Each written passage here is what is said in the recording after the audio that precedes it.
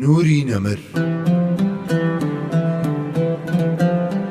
بەرجی شەشەم نووسینی مامۆستا محەممەد فەتحوڵڵا گولەن.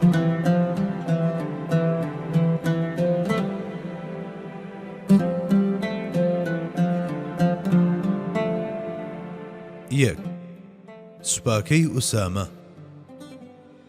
کۆتا سوپاکە پێغەمبەری خودا صلی الله عليه وسلم لە ژیانی پیرۆزی خۆیدا ئامادەی کرد. سوپایی ئوسامەی کوڕی زەید بوو. پێغەمبەری خودا صلی الله عليه وسلم لە ڕۆژانی کۆتایی ژیانی پیرۆزیدا سوپایەکی ئامادە کرد بۆ ڕووبەڕووبوونەوەی ڕۆمیەکان و سەرکردایەتیەکەیشی دایە دەست ئوسامە کە کوڕی زەیدی کوڕی حاریثەی پاڵەوانی جەنگی موعتەیە و پێغەمبەری خودا صلی الله عليه وسلم زۆری خۆشویستووە و لە ئامێزی خۆیدا وەک منداڵی خۆی گەورەی کردووە. ئەوە بوو پێغەمبەری خودا سوپاکەی بەڕێخست و پێی فەرموو بڕۆ تا ئەو شوێنەی کە باوکتی تێدا شەهید کراوە و لەوێ بە لەشکر و ئەسپەکانە تێرشیان بکەرە سەر. من ئەم سوپایە بە تۆ دەسپێرم. لەنێو ئەم سوپایەدا کە سەرکردایەتیەکەی درابووە دەست ئوسامە ناوە گەورەکانی هاوڵان بە وێنەی حەزرەتی ئەبوبەکر و حەزرەتی عومەر و حەزرەتی عوسمان هەبوون.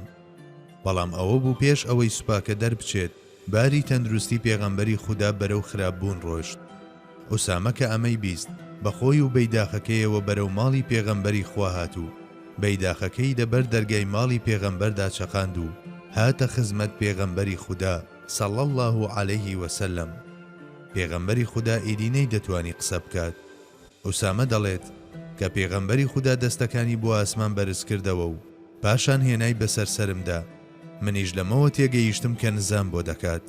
لەم نێوەدا کاتێک هەست بە نیشانەکانی باشتربوونێکی کاتی لە پێغەمبەری خوادا صلی الله عليه وسلم بینرا.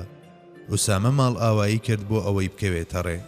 بەڵام ڕێک لەو ساتەدا کە دەیویست فەرمانی دەرچوون بە سوپاکەی بدات بە هەواڵی ئاوابوونی خۆری ئاسمانی پێغەمبەرایەتی هەموو لا کەوتنە ناڵین. بەڵێ ئەو کەسەی ئوسامەی بەرەو موعتە دەنارد ئەیدی ڕۆیشتە بوو. بەڵام لە پاش خۆی کەسانێکی جێهێشت بوو کە بە باشترین شێوە و بێ هیچ کەم و کوڕیەک و بەو پەڕی مافپێدانەوە بانگەواز و بەرهەم و میراتەکەی ئەو نوێنەرایەتی بکەن. کاتێک حەزرەتی ئەبوبەکر وەک جێنشین هەڵبژێردا لە پەنا دڵدانەوەی ئازار و ناڵینی سینەی سوتاوی هاوڵاندا یەکسەر دەستیدایە ئەنجامدانی ئەم کارە. ئەمەش لە ساتێکی هێندە هەستیاردا بوو کە هەر لەگەڵ بڵاوبوونەوەی هەواڵی کۆچی دوایی پێغەمبەری خودا بەڕاست و چەپدا کۆمەڵێک ڕووداوی پاشگەزبوونەوە لە هەندێک شوێنەوە سەری هەڵدا بوو. کەسانێک وەک موسەیلەمەی درۆزن و ئەسوەدەی عانسی و چەندانی دیکە هەر هێشتا کە پێغەمبەری خودا صلی الله عليه وسلم لە ژیاندا بوو بە بانگەشەی پێغەمبەرایەتیەوە هاتبوونە مەیدان. ئەمانە هەر لەگەڵ بیستنی هەواڵی کۆچی پێغەمبەری خوادا دەستیان کردبوو بە هەڵگیرساندنی ئاگری فیتنە لە هەموو لایەکەوە. بەڵێ سوپای موسڵمانان ڕێک لەم کاتەدا کە هەموو ساتێک ئەگەری هێرشکردنە سەر مەدینە لە ئارادا بوو بۆ ڕووبەڕوو بوونەوەی بێزانتیەکان دەنێردرا. سوپاکە پێغەمبەری خودا ئامادەی کردبوو. پاشانیش فەرموو بووی سوپای ئوسامە بەڕێ بکەن. هەر بۆیە هاوڵان و لە پێش هەمویانەوە حەزرەتی ئەبوبەکر نەدەکرا بە بیانووی هیچ تێبینیەکی دیکە بە موویەک لەم فەرمانە لا بدەن. ئەوە بوو جێنشینی پێغەمبەری خودا بە وتنی سوێن بەخوا گەرجیان لەبەری دڕندە لە هەر چوار لاوە هێرشمان بهێننە سەر. ئەوە هێشتاش ناهێڵم ئەو ئاڵایەی پێغەمبەری خودا فەرمانی هەڵکردنی داوە دابگیرێت.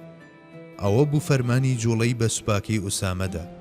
لەوەش زیاتر گرنگێکی تایبەتی بە بەڕێکردنی ئەم سوپایەدا تا ئەو ساتەی لە کاتێکدا ئوسامەی سەرکردەی گەنج بەسەر ئەسپەکەیەوە دەڕۆیشت خۆی بەپێ لەگەڵیاندا دەڕۆیشت و بەڕێی دەکردن. بەڵێ ئەمە وێنەی هاوڵان بوو کە تەنانەت لە هەستیارترین کاتەکانیشدا تا ئەم ڕادەیە هەستیارانە گوێڕایەڵیان بۆ فەرمانەکانی سەروەرمان صلی الله عليه وسلم دەنواند.